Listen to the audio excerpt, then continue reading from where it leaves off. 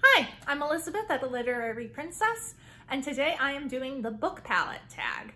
So this tag was created by Fraser Simons at Springboard Thought. I wasn't tagged in it by anybody. I just thought it would be fun to do it. I'm also not going to tag anybody because I don't actually know anybody yet. Hi. I'm new. So let's get going. The first prompt is sweet. What is a book that made you excited to read more by that author? I mean, I could do so many different books for this, but one of the big ones was Tooth and Claw by Jo Walton. On the back it says, "You have never read a novel like Tooth and Claw," and I guarantee you have not. This is basically a sentimental Victorian novel, except all of the characters are dragons. And it works. That's the crazy part, it works. I adored this. It was so good, and I immediately after was like, I need to read everything by Jo Walton, ever. And so it was right before her newest book, Or What You Will, was released, so I requested the ARC of that and got it. And then I also bought another book by her, among others, which I think I actually probably loved even more than Tooth and Claw, which is crazy because I really adored Tooth and Claw. So I can't wait to read even more by her. Every one of her books is just a completely new and different experience, and she's an amazing author, and I love her so much.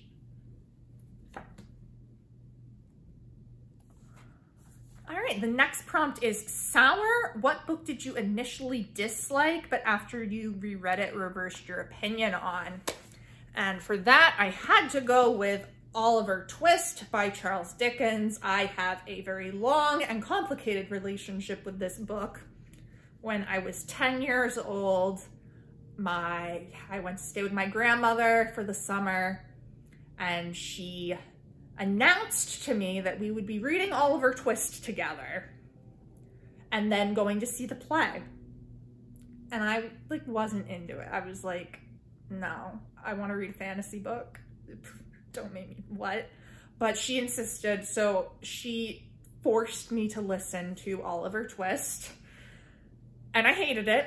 And then we watched several movie adaptations of it, and then we went to the play. And so at this point, I am very much done with Oliver Twist. I'm like, I hate this book. I hate this story. I hate Charles Dickens. Screw him. I get to 6th grade in the fall, and my teacher is like, so we're going to be reading Oliver Twist. And I was just like, no. So I had to read it again. Still hated it. Honestly, I thought I hated Dickens until high school, when I think we read A Tale of Two Cities, and I was like, oh, this is actually not bad. Not bad. And then it wasn't until college that I actually loved Dickens, when I read Hard Times. So I didn't read this again until my master's program. I was like, I hate Oliver Twist. Terrible book, terrible movie, terrible play, hate, hate, hate. And then it was on my reading list for my romance and realism course in my master's degree, and I was like, fine. And I read it, and I actually really liked it. It's probably one of my favorite Dickens novels now. So I think it just goes to show you that you cannot force a child to read and like a book, and shoving it down their throat is just going to make them hate it more. And if you let them discover it on their own and go at their own pace, maybe they'll have a chance of liking it. So I now am very appreciative of Oliver Twist, but it was a rough go. Next up is Bitter. What's a book that you feel is underrated, attacked unjustly by popular or mainstream opinion, or simply misunderstood in some way? So I'm actually going to go with the simply misunderstood in some way, because as soon as I hold this book up, you're going to be like, what are you talking about? That's one of the most popular books ever. And this is Wuthering Heights by Emily Bronte. This is my favorite book ever. It's a lot of people's favorite book. It's very, very famous Victorian novel. I wish I had my pretty edition to show you, but it's on campus. So I'm going with This Is Misunderstood because it is truly misunderstood. Everybody thinks that this is a love story. This is not a love story. It's not meant to be a romance. It is romantic, capital R, in the sense of romanticism. It is not romantic, lowercase r. We are not supposed to admire the relationship between Cathy and Heathcliff. It is unhealthy. They are both abusive people. They're awful. We are supposed to be like, wow, they're really awful. This is a story of obsession, hate, and revenge, and how destructive it can be. And at the very end, we see that love can overcome it with Cathy number 2, because we have 2 Cathys, Cathy number 2 and Hareton, who are the second generation. Cathy 2 is the daughter of Cathy 1 and Edgar Linton. Hareton is the son of Cathy 1's brother. So yeah, they're cousins. We're just going to ignore that. So the love story is between them, not Cathy and Heathcliff. We're not supposed to think that that is romantic and wonderful, because it is not. And it has been seriously misrepresented in the media, starting back in 1939 with the movie with Laurence Olivier. And I mean, everyone's always like, oh, what a romantic story. I'm like, no. My grandmother actually once said to me, don't worry, sweetie, you'll find your Heathcliff. It's like, bitch, I don't want Heathcliff. He's abusive. He's crazy. He dug up his dead girlfriend's body. I do not want. So, this is a seriously misunderstood book. It is not a love story, not a romance. We're not supposed to be admiring that. It is a book about horrible people doing horrible things to each other. Thank you for coming to my TED Talk.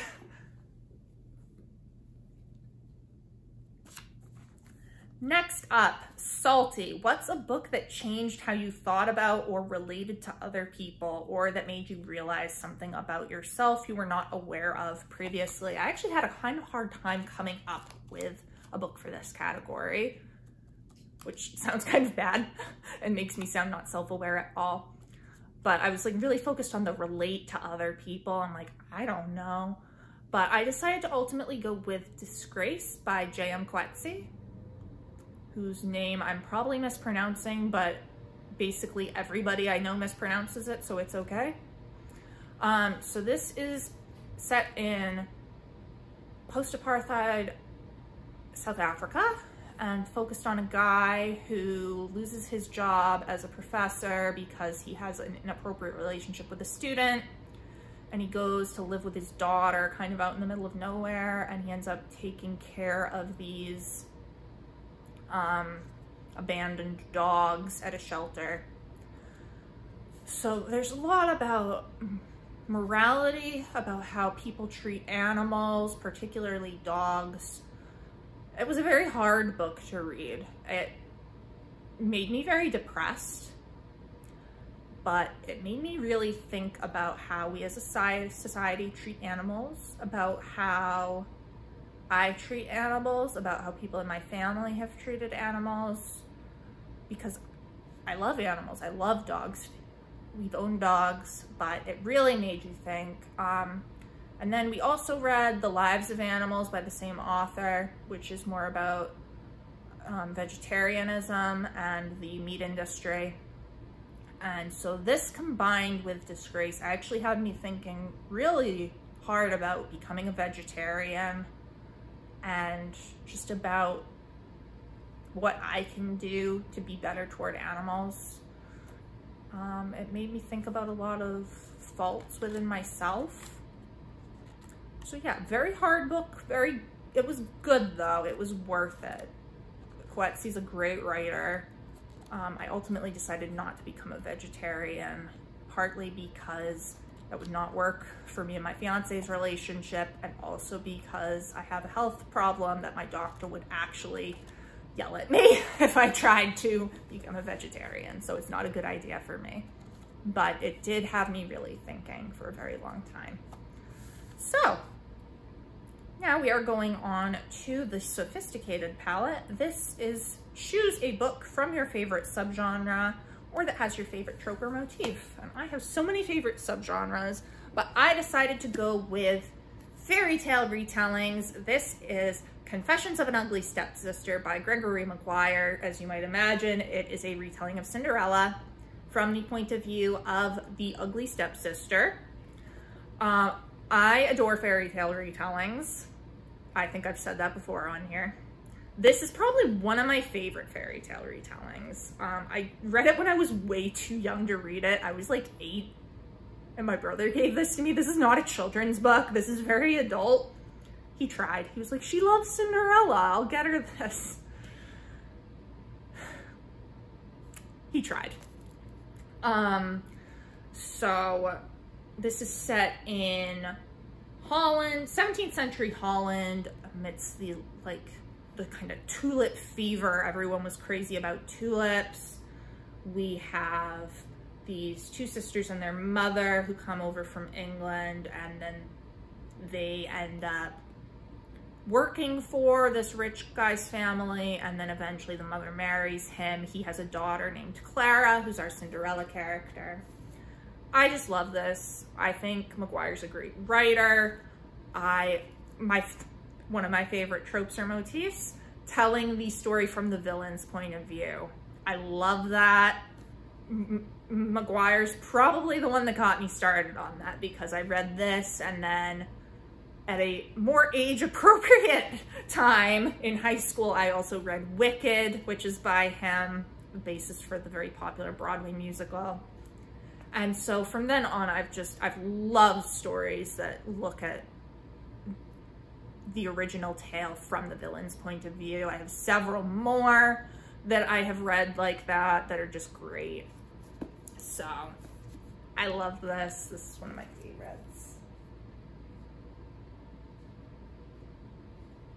Will that work? All right, unrefined palette. So this is what is a book or genre that's your guilty pleasure. And the creator does make a note, like, you shouldn't feel guilty for reading anything. And I don't feel guilty for reading anything. I am like I will own my books that I read. I'll be like, yeah, I read that. Yeah, sure, it's stupid, whatever. So the book I have picked for this is actually a series, but I only grabbed the first one off the shelf. The All for the Game series by Nora Sakavic. The first book is The Foxhole Court. I frigging love this series. It's one of my favorite series. It is a completely ridiculous story about this team playing a sport called Exy, which is made up, and then there's mafia involvement. It is absolutely wild, completely unrealistic. I know a lot of people have very many issues with this book. And yeah, I see them, I acknowledge them. I'm still over here having a great time, and I don't even feel bad about it. So, sorry, not sorry. This is my guilty pleasure book.